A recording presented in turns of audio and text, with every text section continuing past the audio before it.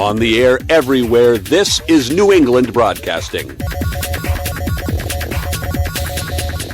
Sweet Tuesday morning came on your smile. Tuesday afternoon. Ooh, don't tomorrow. Tuesday's a day. Tuesday's gone with the wind. Going up on a Tuesday. Got your girl in the cut sheet Tuesday. Sun comes up, it's Tuesday morning. Goodbye, Ruby Tuesday. Who could hang a name on you?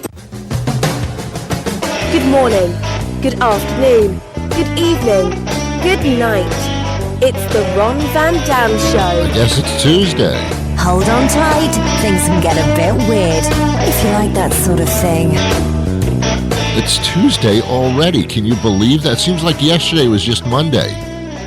Seems like last week there was a Tuesday then. Come on, this is a lot of Tuesdays.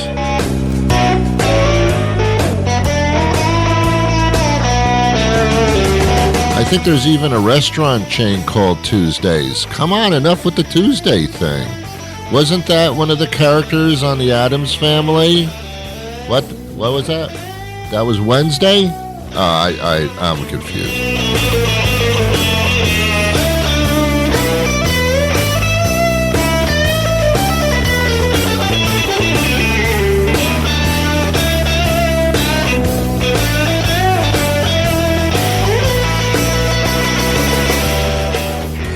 I'm suing my dentist for harassment. Yep. Every time I go to the dentist, he says to me, "Did you floss? Are you flossing? You got to take care of your teeth. Are you flossing? Are you That's harassment. I'm sorry, that's harassment."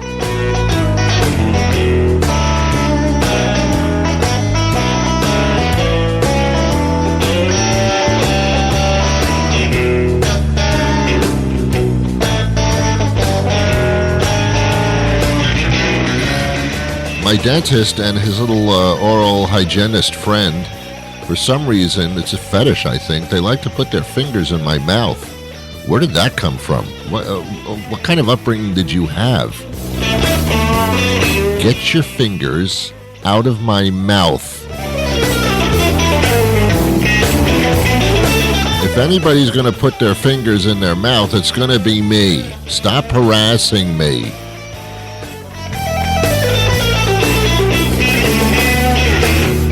Here's the funny part of all this. They put their fingers in my mouth, and then they have the nerve to charge me for that. They send me a bill in the mail charging me so that they can put their fingers in my mouth. It just doesn't make sense.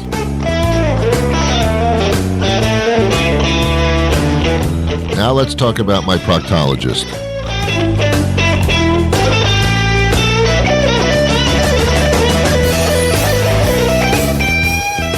Just a warning before we go any further, this show is not designed for young children unless they're so young they can't understand what I'm saying, but that tender little age group where they can understand what I'm saying, maybe not the greatest idea. I mean, you can expose your kids to this if you want to, but I'm not saying that's a great idea. And if something happens as a result, don't blame me.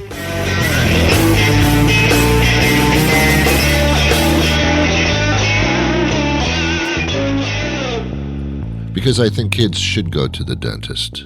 For all the pain that they cause you, little pain in their mouth would be, I'd say, instructive. You know what I mean? Retribution, what do you call that? Welcome to the program. How are you? Good to be with you. I am just a little bit confused about something. If you can help me out, please. Here's the problem. Refresh my memory if I am incorrect. Was it not just a week ago that we had New Year's Eve and New Year's and Christmas where the kids had about 10 days off of school? You know, they didn't have to go to school for 10 days. And then they were sent back to school Not the day after New Year's Day, 2 days after New Year's Day, because they get an extra Monday because, I don't even know why. Monday was nothing. That was New Year's Day observed. What Sunday was New Year's Day not observed? Is this New Year's Day? I can't observe it. I don't see it anywhere. Well, we'll make Monday New Year's Eve then. Okay, fine, New Year's Day. They were off for the whole damn thing. Not a week and a half later, apparently. A week later. Is it a week later? I don't even know what day this is. 2 weeks later. On Monday, it's Martin Luther King Day. Well worth the holiday. He was incredible. But it's another school holiday. And now it's a 3-day weekend. What the hell's going on with these kids? I'm not down in the Martin Luther King Day. It could be any holiday at all. You can't have another holiday so close to another holiday and give kids. When do kids go to school anymore? There's a college, university near where I live, and that damn place is never open. Their kids are never going to class because they get spring break, they get fall break, they get systematic break, they get mental breaks, they get the holiday breaks. What the hell? They're always in Fort Lauderdale. What's going on with these educational systems? Send the damn kids to school. And the reason I say that is indeed retribution.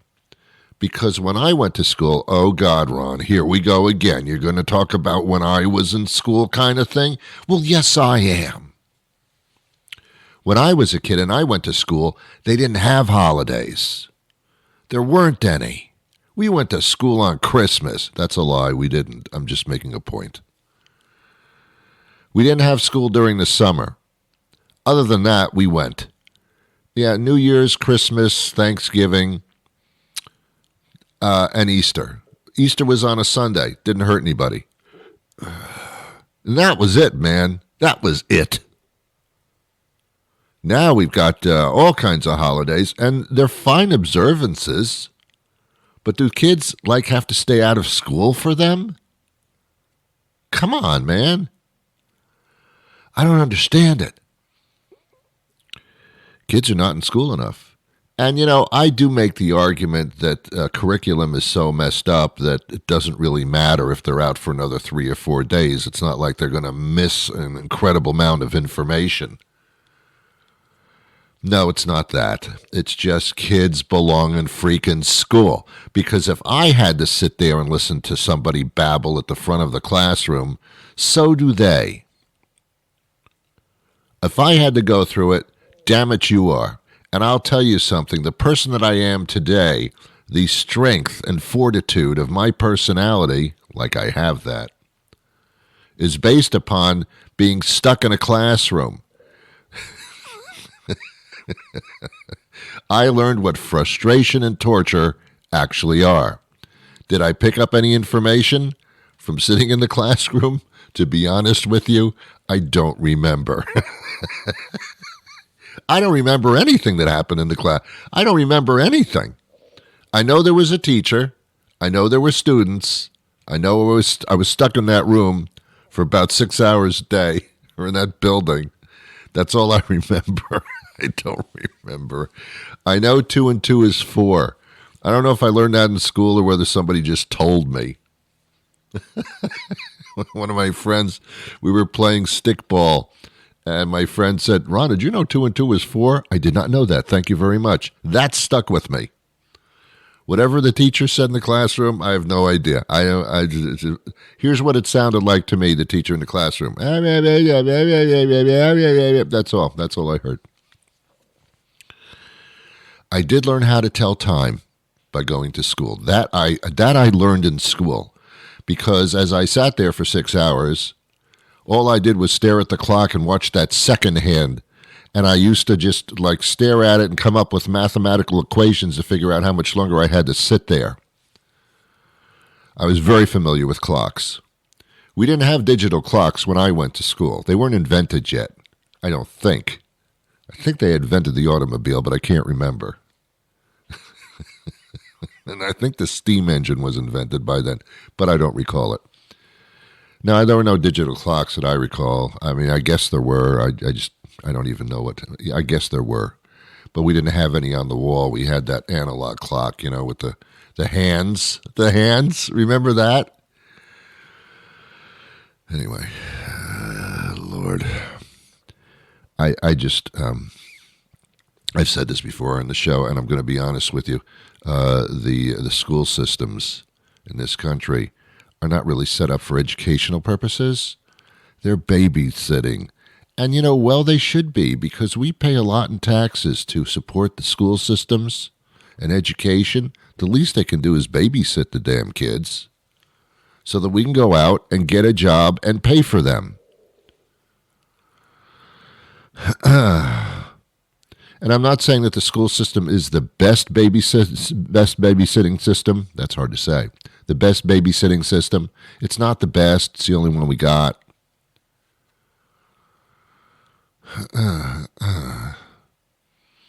Sounds cynical, doesn't it? College, further education? No. Further spending money by your parents. That's what that is. Or further spending money by you, taking out student loans for the rest of your life. You can be lying on your deathbed. I can't believe it. I'm going to be paying off my final student loan payment today. It just doesn't make sense. It shouldn't be like that.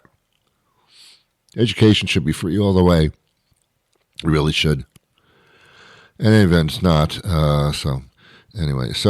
So college, further education, no. Introduction into Babylon, into the degradation of social life. Yes, that's what college is.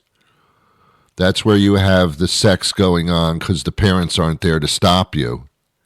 That's where you're doing your drinking, getting high, being forced to try drugs because you want to fit into something,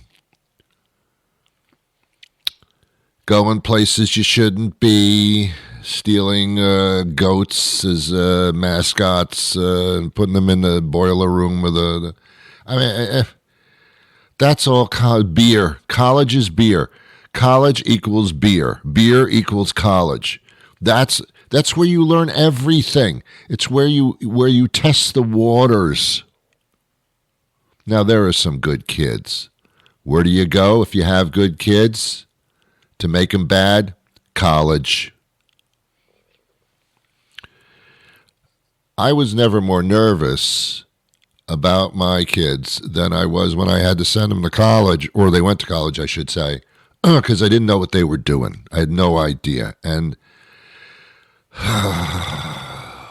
it's like sending your kids to a place where they have cults, where they wear strange costumes and worship the devil. I don't know what the hell goes on in college.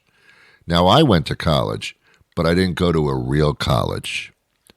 I went to New York University, thanks for asking, in Greenwich Village. What a fine institution that is. But here's the thing. I didn't live there.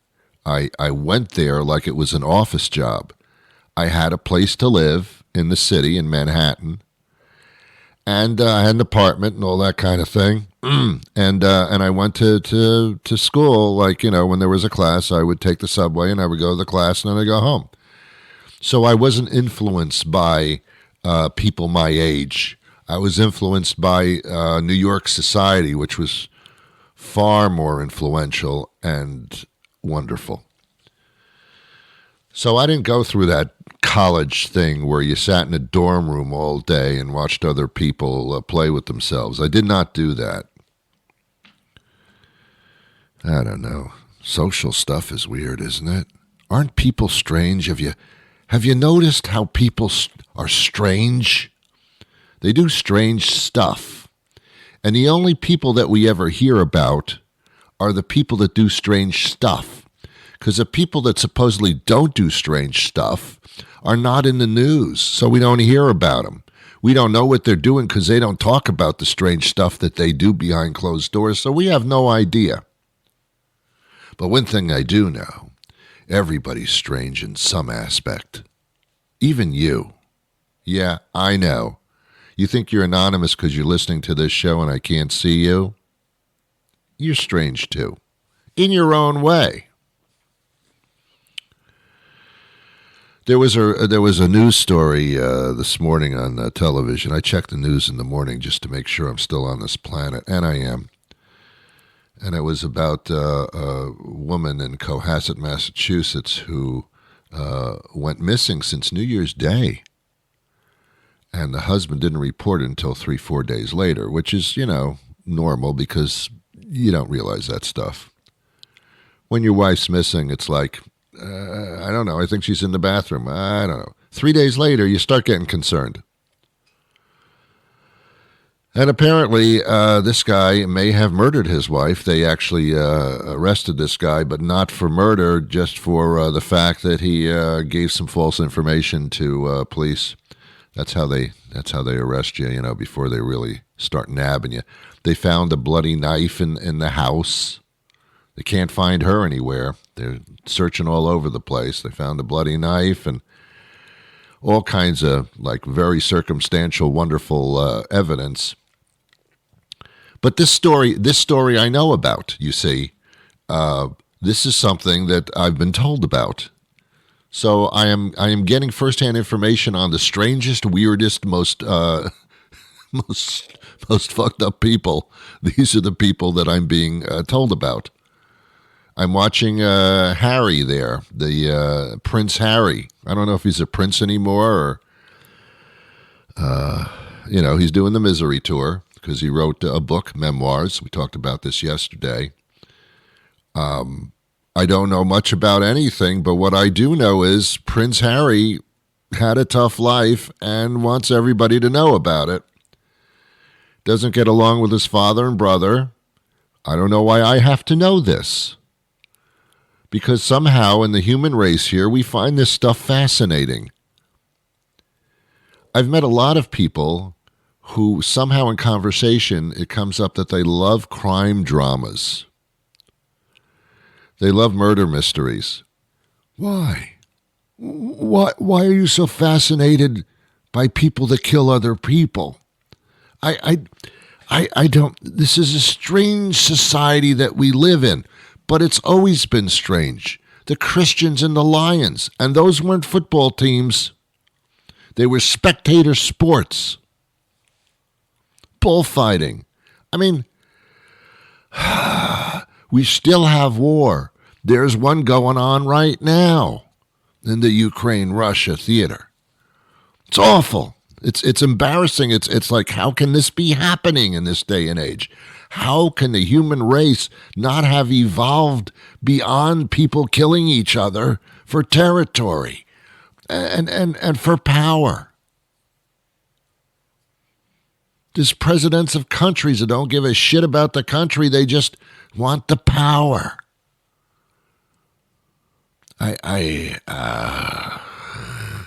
Have we evolved? No. You know that little chart there, that illustrated chart where you see the evolution of man and woman too. I'm just talking about man right now.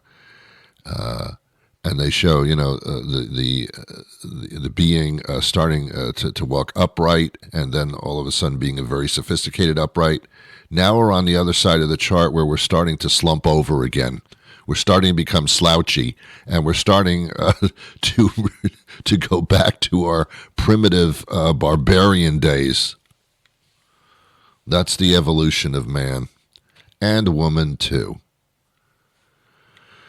I don't know, man, All right, we're going to take a break, and when we come back, my guest will be joining us. Sorry to bring you down. I'm just pointing things out. That's all I'm doing. This, by the way, is Tuesday, and a lot of people have been complaining, as you probably know. If you have listened to more than 10 episodes of The Ron Van Dam Show in a row, you may be entitled to hazard pay. Fill out 2 copies of Form 63/B and bring them to Estelle in Human Resources. Don't forget, Estelle is off on Tuesdays. Please allow 4 to 6 weeks for the processing of your hazard pay claim. And thank you for listening to The Ron Van Dam Show on New England Broadcasting.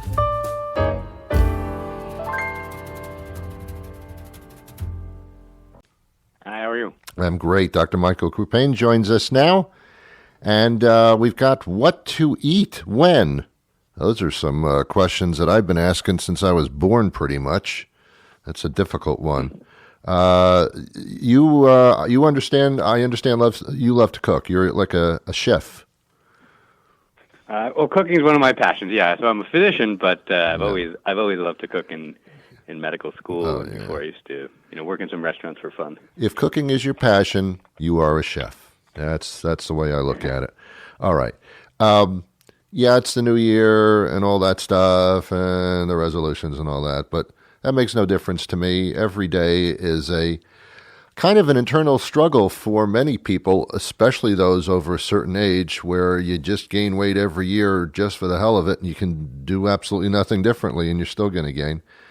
So we're all concerned about that, and then we're concerned about our health. We're living longer, and we want to make sure that those years are healthy ones and not painful ones. So we're always looking for a plan of action on how to eat well, what choices to make. Yeah, so we wrote this book to help people, like everyone who you're talking about. Yeah. And most people focus on what they eat, but we thought it was important to start thinking about when we eat. Interesting. So not just what, but also the when.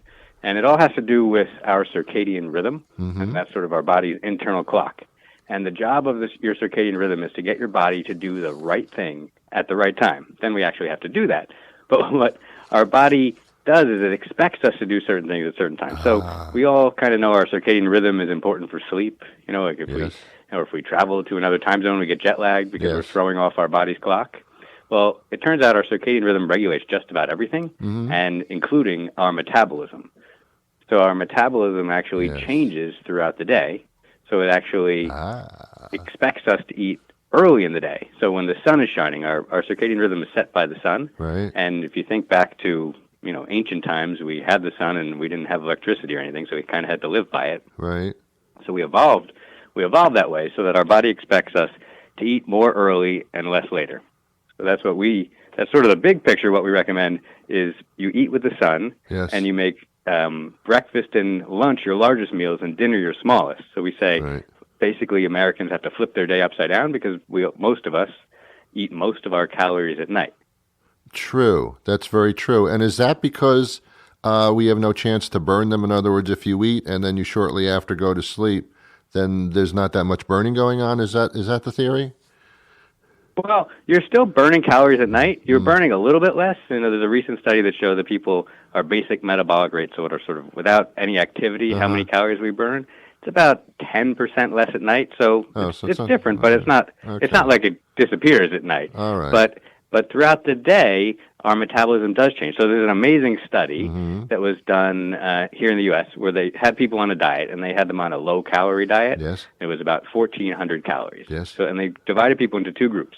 So both groups got lunch of 500 calories, but the one group got a 700-calorie breakfast and a 200-calorie dinner, and the other group got the opposite, a 200-calorie breakfast and a 700-calorie dinner. Okay. And they found, even though both groups ate the exact same calories, but they ate them at different times, the group that ate the big breakfast lost a lot more weight than the group that ate the big dinner.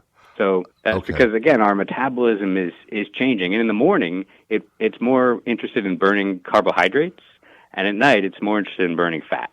And because fat is sort of the storage form, like a long-term storage form of energy, and so since we're supposed to be not eating at night, that's what you would want to burn. You'd want to burn that fat. Right. But when you start eating at night, you kind of throw a wrench in this whole system, and you eat to storing fat instead of burning it. All right. But what about our hunger here? Because sometimes I'm not hungry at all, and I figure, well, I won't eat if I'm not hungry, but I'm not eating when I'm supposed to eat because I'm not burning anything. But then when I do eat, I eat voraciously, and then it's like my body's saying, I can't burn all this stuff. Yeah, that's a great question. So that's what I was really concerned when we got really into the research of this and seeing that this is the way people should eat. Mike Royce, my co-author, and I were both concerned about this. We thought, well, people are going to be hungry. And I Yes. personally have always, until now, Mm-hmm. I spent my life eating dinner as my biggest meal. In fact, Yeah. I started off training to be a neurosurgeon, and that lifestyle and training led me to kind of eat all my meals at night. So I Sure. only ate once a day, really, because I didn't have time to Yes. eat the rest of the day. Good for you. So I would come home and I'd be starving, and I would eat a lot. Yeah. And I was never that hungry in the morning. Right. And that worked for me for a long time. But like you said, like most people, I was starting to gain a little weight. Yeah. And then I tried this. I switched my day. I flipped it upside down. Now I eat breakfast and lunch, and I either don't eat dinner or it's a very small meal because my appetite actually changed. And, Really? and the literature actually suggests this is what happens. When you start eating your larger meals early, Yes. you aren't as hungry at night.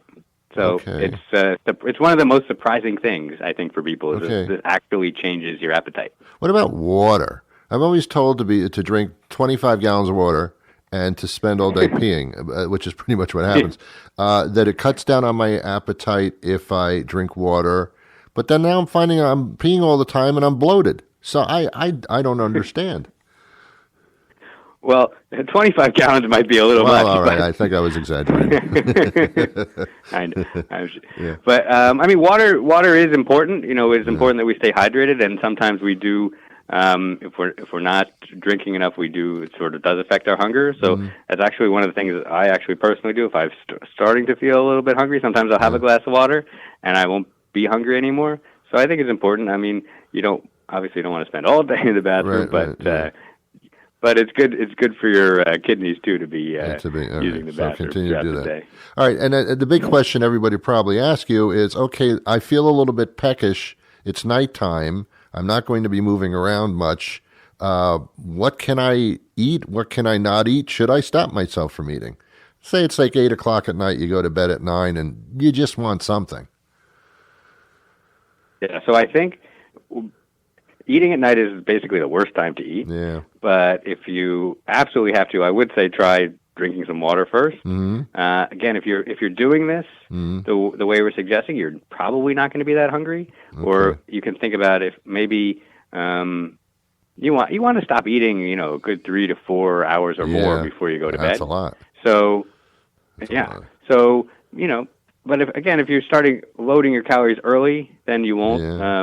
Okay. be that hungry. But if you absolutely are, if you're famished and you have to eat something, then you got to do what you got to do. You know- So I would recommend some crunchy vegetables, or we like roasted chickpeas. Yeah, Something that has a lot of okay. fiber and a lot of crunch, so it's satisfying and filling. And then and then you'll. Yeah. What I like to say is with this, because your circadian rhythm is set by the sun, Mm-hmm. every day you have a chance to start again and get Yeah. better. So Yeah. if you eat at night and it's not the end of the world, just Okay. try again the next day. Yeah, because see, people I think tend to get fat in the winter because they're not moving around as much, and yet it gets dark early, especially with in the east. So it's kind of a conundrum.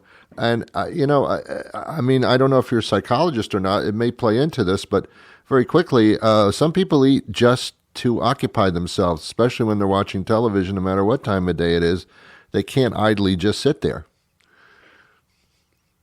Yeah, no, I think you've raised a lot of good points. So in the winter, it is we aren't moving around as much, and also the sun is setting earlier, so our metabolism is probably is changing. Right, we're more into a storing mode in the winter, so it's better to eat even earlier in the winter. Again, eating with the sun.